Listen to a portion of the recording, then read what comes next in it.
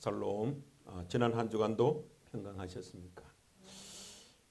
요즘 우리 기독교 언론 매체와 인터넷 유튜브에서 아주 쇼킹한 이야기가 하나 올라오고 있습니다. 미국 에즈버리 대학교에서 일어난 영적 부흥의 역사, 대각성 운동이 이슈가 되고 있습니다. 혹 이 소식을 듣거나 유튜브로 본 성도들도 있을 겁니다. 이 에이즈버리 리바이벌, 에이즈버리 부흥이라고 부르는 이 역사는 미국 중남부에 있는 켄터키주라고 한 인구 450만 명 정도 사는 켄터키주가 있습니다. 그 켄터키주에 속한 인구 한 6, 7천 명 되는 조그마한 도시 윌묘라는 도시에 그 에즈버리 대학교가 있습니다. 그 대학교에서 촉발된 부흥의 역사입니다. 지난 2월 8일 날 처음 일어났습니다. 아주 최근에 일어났죠. 원래 2월 8일 날 수요일입니다. 그 에즈버리 대학교에서는 오래된 대학교인데 그 에즈버리라는 분이 예전에 영국에서 오신 그 선교사님이 세운 학교입니다. 그래서 이제 대학교가 있고 유니버시티가 있고 그 안에 신학대학원이 있습니다. 근데 신학대학원에서 일어난 일이 아니고 유니버시티 대학교에 수요일마다 채플 시간이 있습니다. 그 채플 시간에 뭐 예전부터 쭉 채플 시간이 있었죠. 그 채플 시간에 강당 채플이 일어난 강당에서 이제 처음 일어났었습니다. 이 설교 강당에 쓴 젊은 목사님이 그 유튜브에도 나오시면은 그 운동화를 신은 편안한 복장에 그냥 티셔츠 입고 뭐 편안한 복장에서 바지 주머니에 손을 엮거나 빼면서 강당을 이리저리 왔다리 가면서 우리처럼 이렇게 고정된 강대상에서 설교하는 것이 아니고 미국에서 왔다리 갔다리 하면서 설교를 하시면서 로마서 12장을 중심으로 사랑의 실천이라는 주제로 설교를 하셨습니다. 뭐 그냥 평범한 설교입니다. 그 설교를 하시고 설교 말미에 그 목사님은 하나님의 사랑을 경험하면 우리도 거짓이 아닌 진짜 사랑을 베풀 수 있습니다. 당신을 있는 그대로 사랑하시는 하나님의 사랑을 꼭 경험하시기 바랍니다. 그 사랑을 경험하기 전에는 여기를 떠나지 마십시오. 당신의 사랑을 모두 쏟아 놓으십시오.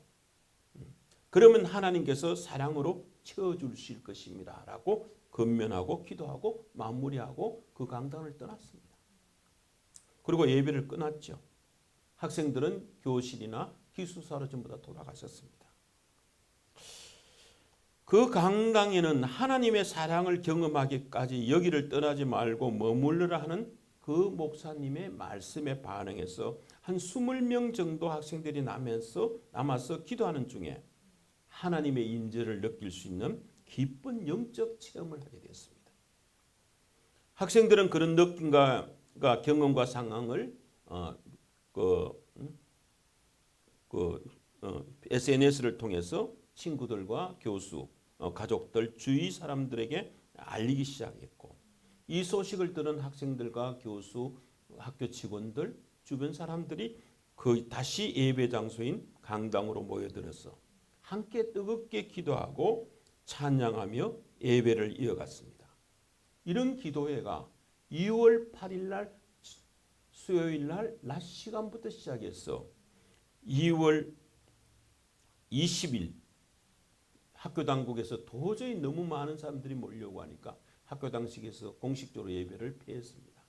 그 예배를 종료하기까지 13일 동안 24시간 밤낮으로 이어지게 됐었습니다.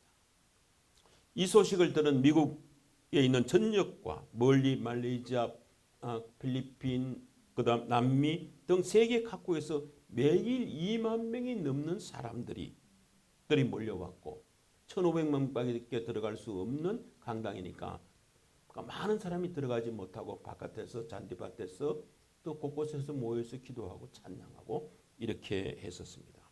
CNN 등 주요 언론사들도 이 현상을 뉴스로 다루기도 했었습니다.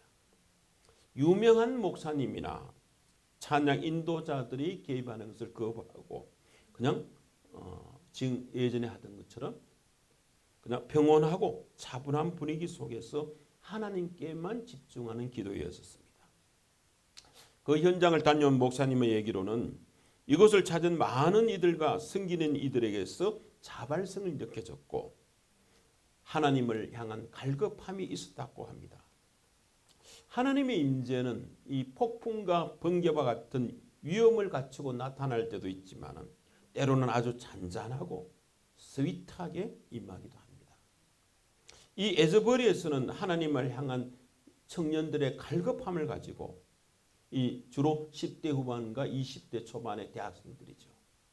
신학대학원에 있었던 전문적인 사역자 양성기관에 의해서 일어난 일이 아니고 일반 대학에서 일어나니까 보통 한 20대 초반의 젊은 학생들이 대부분입니다. 이 순수한 젊은이들이 회개와 기도에 집중할 때 성령 하나님이 임재하신 겁니다. 우리 기독교에서는 부흥, 리바이벌이라고 하죠. 부흥이라는 것은 하나님의 주권적인 은혜로 내려주시고 이에 사람들이 반응할 때 일어납니다. 성도의 수가 많아지고 교세가 확장되는 것이 부흥이 아니라 하나님의 역사에 믿는 성도들이 동참하는 것이 바로 부흥입니다. 이제 에즈버리 대학교에서는 공식적인 기도회는 계속 이어지지는 않지만 이 부흥의 역사가 켄터키 주에 있는 인근 다른 대학교로 번져가고 미국 지금 전역으로 확산되고 있습니다. 아마 머지않아 우리나라도 이런 부흥의 역사가 일어나기를 바랍니다. 에즈버리의 부흥 역사는 청년들을 통해 미국 전역을 깨우시는 이 하나님의 역사, 하나님의 행하심을 보게 됩니다. 그러면 우리는 이런 부흥의 역사를 어떻게 보고 우리 삶으로 끌어올 수 있을까요? 부흥의 역사는 한순간에 일어나는 일이지만 진짜 부흥이 되려면 지속적인 연속성이 있어야 되고 우리의 삶에 변화를 가져와야 합니다. 하나님의 임재를 경험하고 변화된 가치관, 세계관 속에서 내 변화된 언어 습관을 가지고 내 삶의 형태를 바꿔내는 것이 우리 개인의 부흥이고 성령의 열매 맺는 삶이 됩니다. 금년 2023년 오늘 또 구호를 외쳤지만 우리 갈보리 교회의 부흥은 열매 맺는 공동체입니다. 그래서 1월의 말씀은 성경에서 말하는 열매는 바로 사랑이시다 라고 얘기하고 우리가 서로 사랑하는 사람들이 사랑의 열매를 많이 맺으면 하나님께 영광이 되고 우리는 예수님의 제자가 된다는 말씀을 전해드렸습니다. 2월에는 누가복음 3장 7절과 14절의 말씀을 통해서 회개에 합당한 열매를 맺으라는 말씀을 했고 이제 오늘 3월에 갈보리 교회 공동체인 우리가 맺어야 할 열매가 무엇인지를 한번 함께 나눠보도록 하겠습니다. 로마서 6장 22절에는 그러나 이제는 너희가 죄로부터 해방되고 하나님께 종이 되어 거룩함에 이르는 열매를 맺었으니 그 마지막은 영생이라고 했습니다. 거룩한 열매, 영생을 가져오는 거룩한 열매를 맺는 여러분들이 되시기 바랍니다. 그렇습니다. 영생이라는 것이 구원받은 성도가 얻는 하나님의 선물이 영생이죠. 죄의 삭은 사망이고 하나님이 주신 구원의 선물은 영생입니다. 그 영생의 선물을 받기 위해 하나님께서 우리들에게 요구하는 것은 무엇입니까? 하나님께서는 성경 말씀을 통해서 우리 성도들에게 꾸준히 요구하는 사항이기도 합니다. 그것이 바로 거룩한 삶의 열매입니다. 성경 곳곳에 보면 거룩이라는 용어가 많이 나옵니다. 오늘 에레미야서도 마찬가지고요. 하나님께서 성경을 말씀을 통해서 우리 성도들에게 꾸준히 요구하는 이 거룩한 삶의 열매란 무엇인가? 이 에즈버리의 부흥의 역사를 통해서 변화된 가치관, 변화된 언어 습관, 변화된 삶의 형태가 바로 거룩한 삶으로 나타나야 되는 것입니다. 그런데 우리가 사는 세상은 결코 거룩한 곳일 수가 없습니다. 죄악이 가득한 곳입니다. 여기 사는 우리에게 하나님은 왜 이렇게 어려운 거룩한 삶, 구별된 삶을 요구하는 것인가? 그 이유를 오늘 성경 본문에서 세 가지로 말씀하고 있습니다. 첫 번째는 하나님의 명령이기 때문에 그렇습니다. 오늘 읽었던 성경 본문의 말씀 중 1장 6절에 기록되었으되 내가 거룩하니 너희도 거룩할지라고 말씀하십니다. 그 기록은 구약 성경 레위기 19장 2절을 말합니다. 또 레위기 20장 7절과 8절에는 너희는 스스로 깨끗하게 하여 거룩할지어다.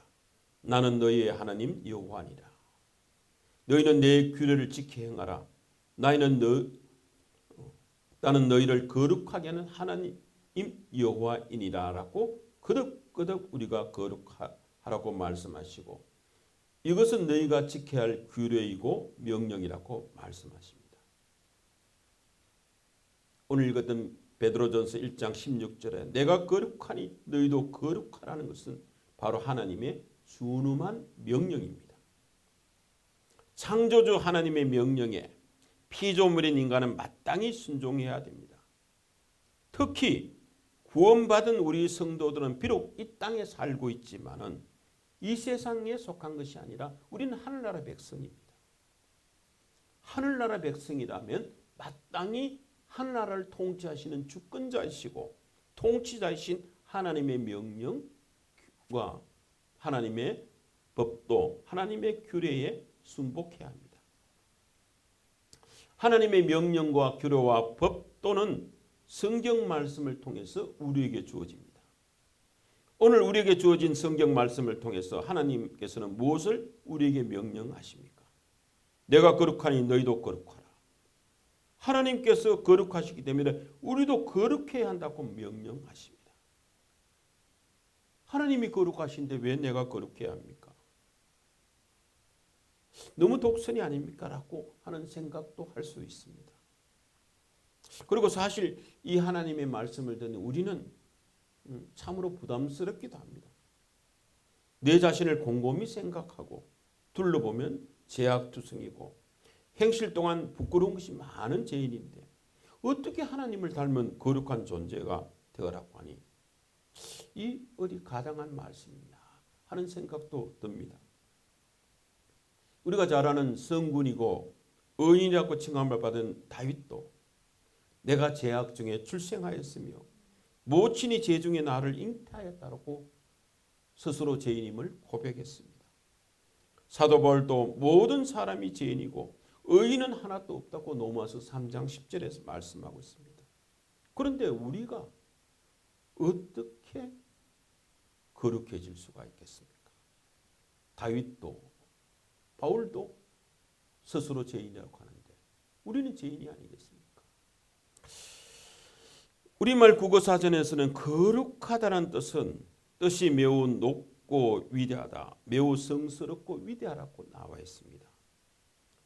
이런 의미에서 볼 때 우리는 성스러울 수도 없고 위대해질 수도 없고 뜻이 높을 수도 없습니다. 거룩해질 수도 없고 거룩할 수도 없다는 생각이 듭니다. 그런데 성경에서 나오는 거룩이라는 말은 우리 국어사전에 나오는 거룩화는 그 의미가 조금 다릅니다. 히브리어는 카도시라는 말로 거룩이라는 것을 표현하는데 그 뜻은 구별하다, 분리하다라는 의미로 주로 사용됩니다. 하나님께서 우리에게 악한 행실이 없이 의인처럼 살아라는 의미, 숭고하고 깨끗하고 높은 뜻을 갖고 위대하게 살아라 하는 의미보다는 너희는 이제 하늘나라 백성이 되었으니 내 자녀가 되었으니 세상의 백성들과는 구별된 나의 백성으로서 깨끗한 마음을 가지고 살아가는 뜻입니다. 오늘 읽은 베드로전서 본문에 나오는 거룩도 헬라어로 써져 있죠. 하기오스라는 단어를 썼습니다. 이 단어의 어원적 의미도 다르다, 구별되다라는 의미입니다. 거룩한 사람은 별난 사람이 아니라 질적으로 다른 사람이라는 뜻입니다. 우리가 예수님을 온전히 닮은 상태를 거룩한 상태라고 말합니다. 이것은 섬기는 삶, 이타적인 삶을 말합니다. 남을 위해 사는 삶, 주님의 말씀대로 사는 삶, 더 쉽게 말하면 손해보는 삶, 남들 보기에 바보 같은 사람, 서로 사랑하는 삶, 이런 삶을 구별된 삶, 거룩한 삶이라고 하게오스라고 얘기합니다. 15절에서 하나님께서 우리를 부르셨다고 했습니다. 하나님이 우리를 부르셨다라는 말은 아무개야 누구야 얼종아 이렇게 하고 이름만 불렀다는 뜻이 아닙니다. 하나님이 나를 부르셨다는 얘기는 하나님과 나 사이에 새로운 관계가 성립되었다는 말입니다. 하나님이 나를 부르신 결과 하나님은 나의 아버지가 되었습니다. 나는 하나님의 자녀가 됩니다. 이것이 하나님이 우리를 부르신 목적이고 결과입니다. 그런데 성경은 이렇게 말씀하고 있죠. 아버지가 거룩하니 자녀도 거룩해야 하지 않겠느냐라고 말합니다. 이것이 순리입니다. 아이가 아버지도 안 닮고 어머니도 안 닮으면 그건 보통 문제가 아닙니다. 자녀를 낳았으면 그 자녀는 부모를 닮는 것이 순리고 하나님의 창조 원리입니다. 저도 아들을 키울 때 그 자식이 나를 닮은 구석이 있으면 참으로 기쁘고 좋아하는 경험이 많습니다. 우리의 아버지는 누구십니까? 하나님이시죠. 우리를 불러서서 자녀 삼아 주셨기 때문에 우리는 하나님께 양자된 자녀가 됩니다. 그러므로 자녀인 너는 아버지인 나를 닮아야 한다. 아버지인 내가 거룩하니 너희도 거룩해야 한다고 지금 하나님이 말씀하시고 명령하시는 겁니다. 이것이 우리가 거룩해야 될 첫 번째 이유입니다. 두 번째는 하나님이 우리의 행위를 심판하실 것이기 때문이라고 베드로 사도는 말하고 있습니다. 17절에 그 두 번째 이유로 외모로 보시지 않고 각 사람의 행위대로 심판하시는 이를 너희가 아버지라고 부른 적이라고 기술되어 있습니다. 우리가 아버지라고 부르는 그 하나님은 심판하시는 이라고 했었습니다. 그런데 외모를 보고 심판하는 것이 아니라 각 사람의 행위대로 심판하신다고 했습니다. 여기서 각 사람의 행위라고 하는 것은 하나님의 자녀로서 그분을 하나님을 얼마나 많이 닮았는가 하는 것을 말합니다. 거룩하신 하나님께서 우리가 얼마나 아버지인 하나님을 닮아 거룩한 삶을 살았는지 그 행위를 보시겠다는 말입니다. 우리가 우리의 하나님 아버지께서는 단순한 이 아버지만 되시는 것이 아니라 마지막에 자녀인 우리가 얼마나 아버지처럼 거룩한 삶을 살았는지 심판하신다는 얘기입니다. 그러므로 우리는 그 심판에서 이기기 위해서 피해 나가기 위해서 우리는 마땅히 거룩한 삶을 살아야 합니다. 17절 후반부에 이렇게 나옵니다. 너희는 나그네로 있을 때를 두려움으로 지내라고 말씀합니다. 두려움으로 지내라는 말은 긴장감을 풀지 말라는 말이죠. 지금 우리 인생이 나그네 인생이라고 얘기하지 않습니까? 우리가 이 땅에 사는 인생, 나그네 인생을 살 때 긴장감을 풀지 말고 살아야 된다는 말입니다. 하나님께서 장차 우리에게 거룩한 삶을 살았는지 심판하시기 때문에 이 땅에서는 긴장을 풀지 말고 하나님 아버지처럼 거룩하게 살아가는 겁니다. 세 번째는 우리가 예수님의 피로 구원받았기 때문입니다. 오늘 성찬식도 했지만은 예수 그리스도의 십자가의 보혈의 피로 우리는 거룩함을 입었습니다. 구원받은 자입니다. 자, 18절과 19절을 우리 다 같이 한번 읽어볼까요? 18절 시작.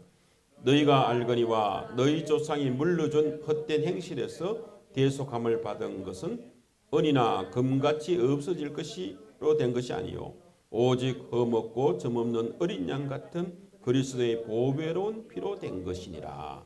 아멘. 우리는 예수 그리스도의 피로 구원받았습니다. 예수님이 우리를 사랑하셔서 우리 때문에 고난을 받으셨죠. 그리고 우리 때문에 자기 생명을 버리시는 희생을 치르셨습니다. 이 사랑과 고난과 희생의 과정을 통해서 우리를 구원해 주신 겁니다. 그런데 성경을 보면 예수님께서 보배로운 피를 흘리면서 우리를 구원해 주셨을 때 우리에게 원하는 것이 있습니다. 내가 너에게 사랑을 쏟고 이렇게 고난을 당하고 내가 내 생명을 너에게 주기까지 한 것은 내가 너에게 바라는 것이 있기 때문이다. 그것은 바로 너희가 거룩한 삶을 사는 것이라고 말씀하고 있습니다. 21절과 22절에 보면 그런 말씀이 나오고 있습니다. 너희 믿음과 소망이 하나님께 있게 하고 너희가 진리를 순종함으로 너희 영혼을 깨끗하게 하여 거짓이 없이 형제를 사랑하기에 이르렀으니 마음으로 뜨겁게 서로 사랑하라고 말씀하십니다. 디도스 2장 14절에서도 그가 우리를 대신하여 자신을 주심은 모든 불법에서 우리를 속량하사 우리를 깨끗하게 하사 선한 일을 열심히 하는 자기 백성이 되게 하려 하십니다. 했습니다. 예수님이 십자가에 돌아가신 그 목적과 예수님이 십자가에서 우리를 바라는 것은 우리를 깨끗하게 하사 우리를 속량하사 우리를 깨끗하게 하사 선한 일을 열심히 하는 하나님의 백성이 되게 하게 하시기 위한 목적이라고 분명히 말씀하고 있습니다. 예수님이 십자가상에서 우리를 향하여 하시는 요구는 내가 너희를 위하여 이 보배로운 피를 흘리니 이제부터는 하나님의 백성된 너희는 구원받은 너희는 거룩하게 살아라. 깨끗하게 살아라 하신 겁니다. 그러므로 그리스도의 피로 구속함을 받았다는 이 사실을 믿는다면 우리 믿음 구원받은 우리는 거룩하게 살아야 합니다. 이것이 예수님의 요구이고 명령입니다. 그런데 예수님의 이 요구를 저버리다면 우리는 주님의 십자가의 죽음과 우리에게 쏟은 그 사랑과 이 땅에서의 모든 고난은 다 헛되게 하고 마는 것이 됩니다.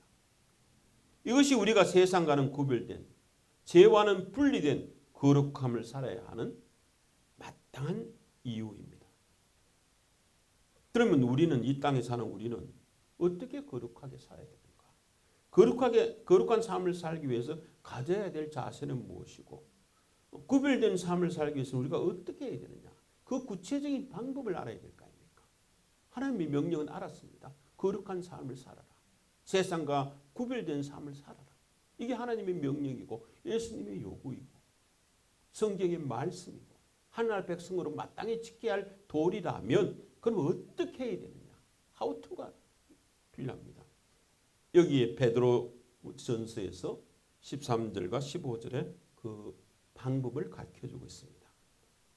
먼저 베드로는 13절에 보면 우리의 마음의 허리를 동이고 근신하여 우리에게 가져다 주실 은혜를 온전히 바라라고 13절에 말씀하고 있습니다. 허리를 동이다라는 말은 유대인들은 헐렁한 옷을 입었죠. 그래서 달리거나 도망하거나 무슨 일을 시작할 때 그 옷을 짙게 일렸고 끈으로 허리를 묶어야 됩니다. 이 끈으로 허리를 묶는 것을 허리를 동이다라고 표현합니다. 그래서 일하고 활동하는 데 아주 간편하게 했죠. 마찬가지로 우리도 마음의 허리도 동여야 합니다. 묶어야 되는 것이죠. 영적으로 날마다 준비하고 있으라는 말씀입니다. 어떤 영적인 사건이 일어난다 할지라도 그것을 능히 대처할 수 있도록 영적으로 단단히 준비하는 삶을 살아야 한다는 겁니다. 거룩한 삶을 위해 마음의 준비를 단단히 해야 합니다. 마음이 먼저 거룩해야 거룩한 삶을 살 수 있기 때문입니다. 마음의 허리를 동이고도 라는 말씀을 가지고도 우리가 소망하는 자세를 가지는 데 충분할 수가 있죠. 마음의 허리를 뜨고 쫙 열심히 이제 하는데 그런데 베드로는 여기서 두 가지를 더 추가합니다. 근신하여 그리고 온전히 라는 단어를 두 개 썼습니다. 근신하여를 더붙여 준비태세를 강조하고 거기에 온전히까지 더붙여 간절한 소망을 삼중적으로 강조하고 있습니다. 이 근신하여라는 말은 근신하는 것은 자기 절제하는 걸 말합니다. 이 말은 원래 헬라어로서는 네포라는 말로서 이 포도주나 독주를 마시지 않은 상태를 네포라고 하죠. 근신한 상태라고 얘기합니다. 그래서 베드로는 술 취하지 말라라고 베드로전서 4장 3절에서 4절에 말씀하고 있습니다.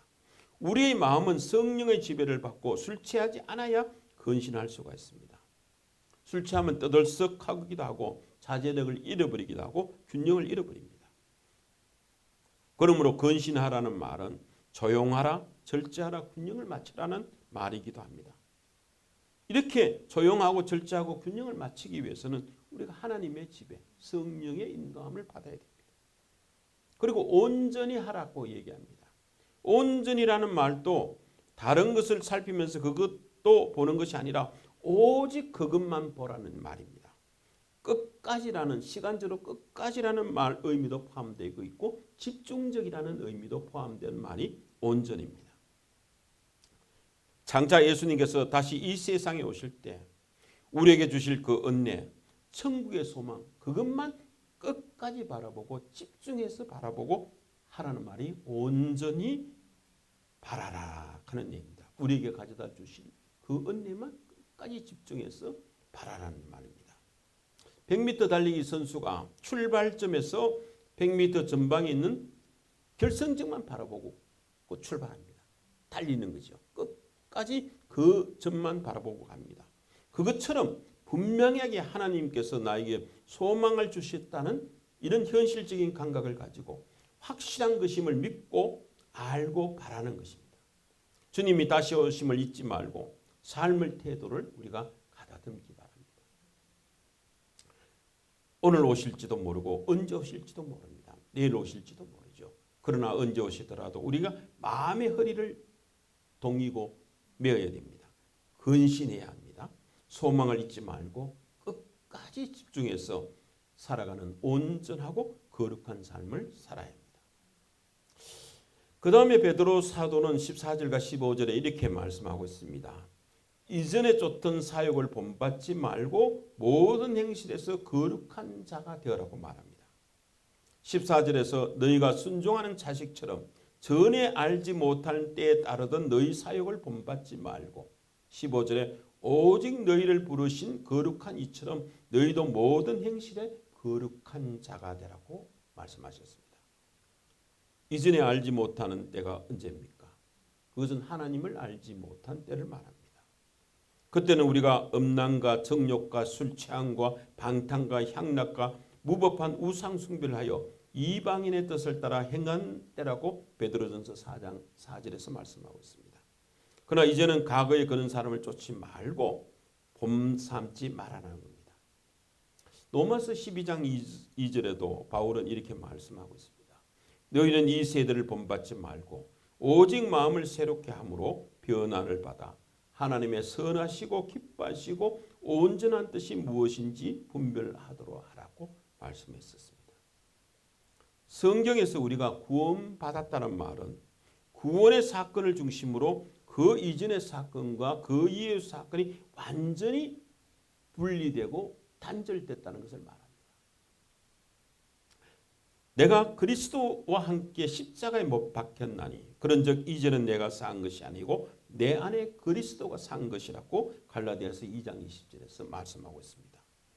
그리고 고린도서 5장 17절에도 그런즉 누구든지 그리스도 안에 있으면 새로운 피조물이라 이전 것은 지나갔으니 보라 새 것이 되었더라. 예수 그리스도를 믿고 우리가 구원을 받으면 이제 내가 산 것이 아니고 내 안에 그리스도가 산 것이고 그리스도 안에 있으면 우리는 과거의 사람이 아니고 새로운 피조물이 되었고 새로운 사람이 되었다는 말씀입니다. 예수 그리스도를 믿고 새로이 태어난 새 창조물이 우리가 되었었죠. 그러니까 이전의 삶들은 다 지나가고 이전의 생활들은 지나가고 이제 나와 상관이 없는 단절된 과거의 삶이 됩니다. 예수 그리스도를 믿고부터는 우리가 다른 삶을 사는 하나님 나라의 백성으로 살아가야 된다는 말이죠. 다시 본문 14절을 보면 전에 알지 못한 때에 따르던 사역을 본받지 않는 것. 전에라는 건 내가 구원받기 전에 예수 그리스도를 알기 전에 따랐던 그 여러 가지 욕심들을 본받지 않는 것이 바로 거룩한 자의 삶, 구별된 자의 삶이라고 말씀합니다. 우리가 구별되게 사는 것이 뭡니까? 그리스도를 알지 못할 때 살던 그 삶을 더 이상 따르지 않는 삶이 구별된 삶이고 거룩한 삶입니다. 그런데 우리는 그리스도인이 되었으면서도 아직도 세속적인 생활이나 제약된 생활을 그리워하고 그것을 지속적으로 행하는 사람들이 있습니다. 분명히 신부는 우리가 예수를 믿는 구별된 사람이고 하나님의 백성이 되었습니다. 그렇지만 아직도 세상적인 생활에 어쩌든 잘 적응해 보려고 애쓰는 사람도 있습니다. 그러나 성경은 이전의 삶을 계속 살아서는 안 된다고 분명히 말씀하고 있습니다. 이전의 삶은 거룩한 삶이 아니며 구별된 삶일 수가 없다는 말입니다. 결론적으로 말하면 우리가 이 세상과 구별된 거룩한 삶을 살아면 어떻게 해야 합니까? 성경에서는 간단한 말씀으로 우리를 교훈합니다. 1장 22절에서 너희가 진리를 순종함으로 너희 영혼을 깨끗이 하여라고 말씀합니다. 진리를 순종하면 깨끗해질 수 있다는 말이죠. 여기서 진리라는 것이 무엇입니까? 하나님의 말씀입니다. 하나님의 말씀을 순종하는 것이 우리가 거룩하게 사는 유일한 비결입니다. 23절에도 너희가 거듭난 것은 즉 구원받은 것은 썩지 아니할 시 곧 살아있고 항상 있는 하나님의 말씀으로 되었다고 말씀합니다. 내 판단, 내 감정, 내 뜻대로 사는 것은 거룩한 삶이 될 수가 없습니다.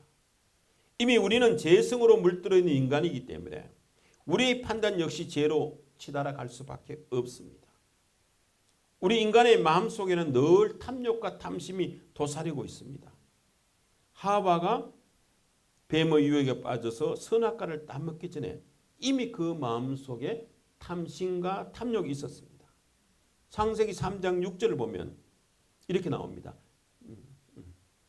여자가 그 나무를 본즉 먹음직도 하고 보암직도 하고 지혜롭게 할 만큼 탐스럽기도 한 나무인지라 라고 기록되어 있습니다. 이미 하와가 따먹기 전에 봤더니 먹음직도 하고 보암직도 하고 탐스럽기도 한 나무라고 마음속에 이미 탐식과 탐욕이 생겼습니다. 보는 순간 그게 생겼죠. 그래서 그 선악과를 따먹게 되지 그냥 아무 생각 없이 따먹은 건 아닙니다. 먼저 욕심이 생겼었죠. 내 습관과 내 기분, 내 입맛대로 산다면 그것은 결코 거룩한 삶이 될 수가 없습니다. 우리는 구원은 받았지만은 아직 완전한 의인은 아닙니다. 그래서 우리 속에 여전히 죄성은 남아 있습니다. 이제 우리가 구원받은 자로 점점 성화의 단계, 거룩해져 가는 단계로 지금 밟고 있는 겁니다. 그래서 성령의 열매, 거룩함에 이르는 열매를 지금 맺어가고 있는 삶입니다. 이 거룩함의 열매가 맺어지면 우리가 성화되면 하나님이 불러주셨고 우리가 구원을 받았다면 구원받은 자로서 거룩함에 되는 성화의 과정이 있습니다. 출애굽했죠. 하나님이 불러주셨습니다. 홍해를 건너갔습니다. 세례를 받았습니다. 구원받았죠. 그 다음에 시내산에서 율법을 주셨고 하나님 백성으로 어떻게 살아가야 된다는 말씀을 주셨습니다. 우리가 창세기 그 다음에 출애굽기 다음에 뭐가 나옵니까? 레위기가 나오죠. 출애굽기에 구원받았습니다. 레위기 읽어보면 복잡하지만 레위기는 하나님께 제사 지내는 예배 드리는 것이죠. 레위기의 기본 주제는 거룩입니다. 구별돼서 거룩하게 하라는 겁니다. 이게 하나님의 우리한테 준 패턴이죠. 하나님이 우리를 불러서 구원해 주시고 그 다음에 우리는 성화의 단계, 거룩해져 나가는 단계로 갑니다. 우리가 거룩해지고 마지막에 심판 때 하나님께서 우리를 영화롭게 해주신다는 거죠. 그러면 하나님과 함께 영생을 누리며 살며 하나님의 자녀로 살아가는 영화의 단계에 이르는 우리 성화의 과정이 있습니다. 그러니까 우리는 날마다 거룩해져야 합니다. 죄인에게 편한 것은 죄를 짓고 죄를 따라가는 게 제일 편하죠. 그래서 사탄은 죄인을 건드리지도 않습니다. 그럼 가만히 놔둬도 죄 짓게 돼 있으니까. 사탄이 공격하는 것은 죄를 짓지 않고 어렵게 살고 거룩하게 살아가는 성도들을 공격하게 되어 있습니다. 그러면 무엇만이 거룩한 삶을 가능하게 할 수 있습니까? 예수님은 요한복음 17장 17절에서 제자들을 위한 기도를 통해서 저희를 진리로 거룩하게 하옵소서. 아버지의 말씀은 진리입니다. 라고 말씀했습니다. 진리가 뭡니까? 하나님의 말씀이 진리라는 말씀입니다. 바로 우리의 심령을 거룩하신 하나님의 말씀으로 닦아 진리 안에서 우리의 삶을 하나님께 거룩하게 가꾸어 드리는 것입니다. 하나님은 거룩하신 아버지시오. 거룩하신 아버지의 소망은 자녀된 우리가 아버지처럼 거룩하게 되는 것입니다. 그것은 하나님의 말씀, 하나님의 뜻을 따를 때 이루어질 수 있습니다. 참 진리신 하나님의 말씀을 순종할 때만 우리는 거룩한 삶을 살 수가 있습니다. 그러면 우리가 할 수 있는 가장 첫 번째 방법, 쉬운 방법이 뭡니까? 하나님의 말씀에 순종하기 위해서는 먼저 성경을 읽어야 됩니다. 그리고 말씀을 들어야 됩니다. 그리고 말씀을 묵상하고 그 말씀대로 삶에서 실천해야 됩니다. 성경을 읽고 말씀을 듣고 말씀을 묵상하고 그 말씀대로 실천하는 삶. 이게 거룩해지는 가장 좋은 방법입니다. 성도 여러분, 하나님께서 정말 여러분들의 아버지가 되신다는 사실을 확실히 믿습니까? 그렇다면 우리도 아버지처럼 여러분도 나도 거룩해져야 됩니다. 자녀는 아버지를 닮아야 되기 때문에 그렇습니다. 예수님께서 나를 위해서 십자가에서 보배로운 피를 흘려주셨다는 사실을 확실히 믿습니까? 그렇다면 그 예수님이 십자가에서 흘리신 피를 헛되게 해서는 안 됩니다. 예수님께서 나에게 요구하시는 대로 선한 삶, 깨끗한 삶, 거룩한 삶을 살아야 합니다. 성령님께서 성도 여러분들의 마음속에 계신 것을 확실히 믿습니까? 그렇다면 그 성령님께서 내 안에 지금 소원을 갖고 계십니다. 내가 거룩하게 살기를 바라고 있는 그 소망을 갖고 있습니다. 우리가 이미 다 구원받은 백성, 하나님의 자녀가 된 것을 하나님 앞에 감사하면서 하나님 앞에 다시 서는 날까지 구별된 거룩한 삶을 살도록 합시다. 그래서 우리가 주님 앞에 다시 서는 날, 아 그렇구나, 너는 참으로 이렇게 아버지를 많이 닮았구나, 참 기쁘다 하는 칭찬을 많이 듣는 성도 여러분이 다 될 수 있도록 우리 예수 그리스도의 이름으로 간절히 소망합니다. 아멘. 다 같이 기도하겠습니다. 거룩하신 하나님 아버지, 은혜를 참으로 감사합니다. 영원히 허물로 죽어야 마땅했던 저희들을 주님의 보혈로 구원해 주시고 이제 하나님의 자녀로 삼아 주신 것을 감사합니다. 이제 우리에게 아버지의 거룩하심처럼 너희도 거룩하게 살라 말씀하셨으니 우리가 이 말씀을 겸손하게 아멘으로 받게 하여 주시옵소서. 이 명령 앞에 어떤 이유도 어떤 핑계도 없게 하여 주시옵시고 말씀대로 순종함으로 하나님 아버지를 닮아가는 구별된 삶을 살 수 있도록 은혜 베풀어 주시옵소서. 우리 주님 앞에 다시 서는 날 부끄러움이 없이 설 수 있도록 늘 영적으로 준비하며 영적으로 긴장하며 그 나라를 소망하며 거룩한 삶을 사는 성도들이 다 되게 하여 주시옵소서. 우리를 구원하신 거룩하신 예수님으로 이름 받들어 감사하며 기도드리옵나이다. 아멘.